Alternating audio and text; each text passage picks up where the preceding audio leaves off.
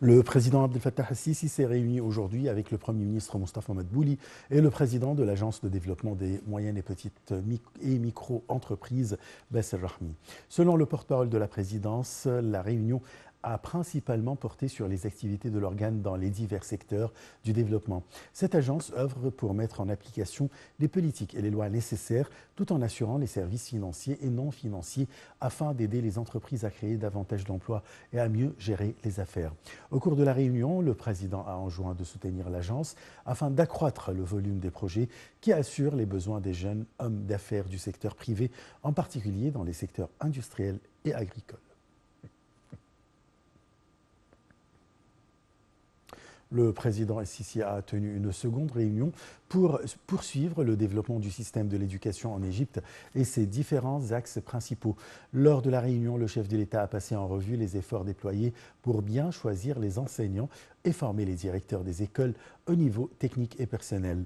D'autre part, le président a enjoint de mettre l'accent sur le développement des cadres humains et du système des enseignements dans le cadre de la direction stratégique de l'État, de prêter attention à l'éducation dans toutes ses formes.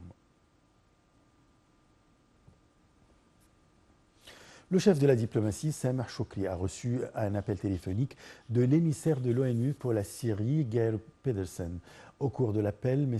Shoukry et Pedersen ont examiner les résultats de la réunion du comité de contact ministériel arabe concerné par la Syrie qui s'est tenue au Caire le 15 août. Shoukry a affirmé que le comité tient à accomplir sa mission en aboutissant à un règlement de la crise.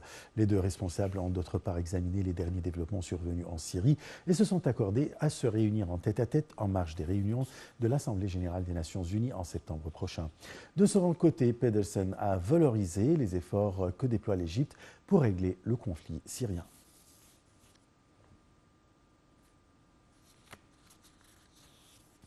Les indices de la Bourse du Caire ont poursuivi leur augmentation au terme des échanges de la seconde séance de la semaine, soutenus par des opérations d'achat des individuels étrangers.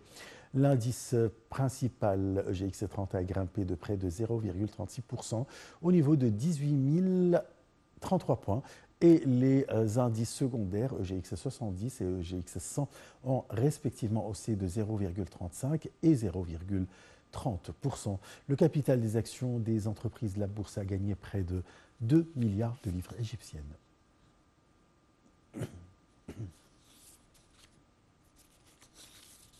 L'Égypte a favorablement accueilli la déclaration conjointe signée à Benghazi par le président du Conseil présidentiel libyen, Mohamed Al-Manfi, le président de la Chambre des représentants, Aguila Saleh, et le commandant en chef de l'armée nationale libyenne, le maréchal Khalifa Haftar.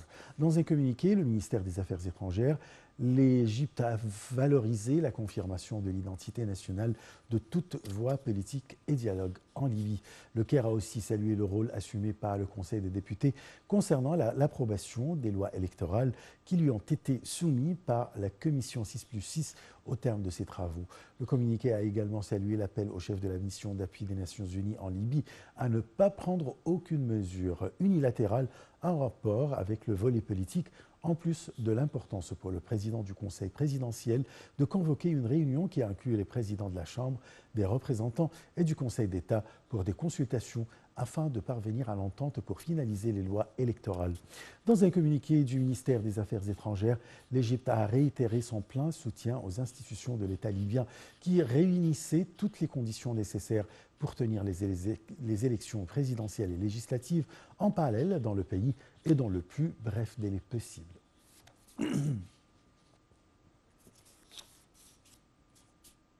Le ministère des Affaires étrangères et des expatriés palestiniens